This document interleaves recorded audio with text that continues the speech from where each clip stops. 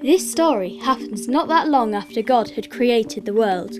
Time passed and many people filled the earth.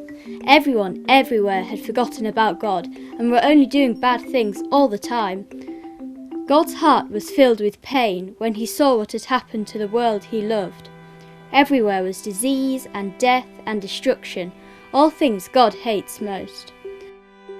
Now Noah was God's friend, which was odd in those days, because no one else was. Noah listened to God. He talked to God. He just loved being with God. "Noah," God said, "things have gone wrong. People have filled my world with hate instead of love.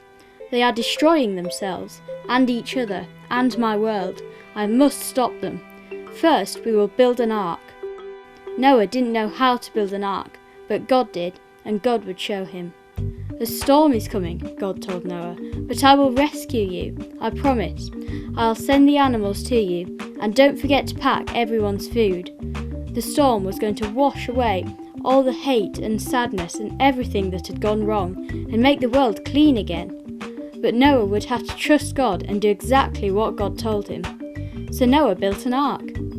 Noah's neighbours came to watch and point and laugh, because they didn't believe Noah about the boat, or the storm, or needing to be rescued, and Noah must have looked quite silly.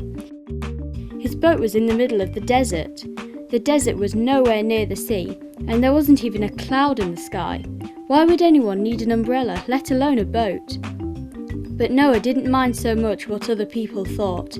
He minded what God thought. So he did just what God told him to do. When the ark was ready, God said, "All aboard," and Noah's family and all the animals climbed inside.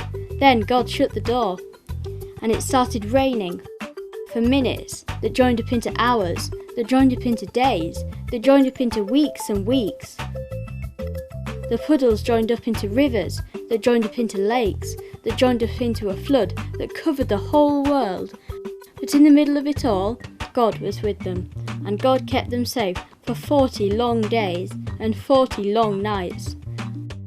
Finally, the rain stopped. The sun came out. "Hooray!" everyone shouted. Slowly, the water went down. At last, the boat landed on top of a great mountain. When it was safe, everyone tumbled out of the ark. The first thing Noah did was to thank God for rescuing them, just as he had promised. And the first thing God did was make another promise. God promised that he would never flood the world again. As a sign of that promise, God put a rainbow in the sky. It was a reminder to all who saw it that God had looked after Noah and would keep looking after his people. It wasn't long before everything went wrong again. But God wasn't surprised. He knew this would happen.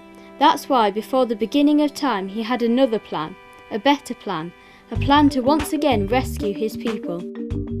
A plan to one day send his own son, the rescuer. But that rescue would last forever and ever.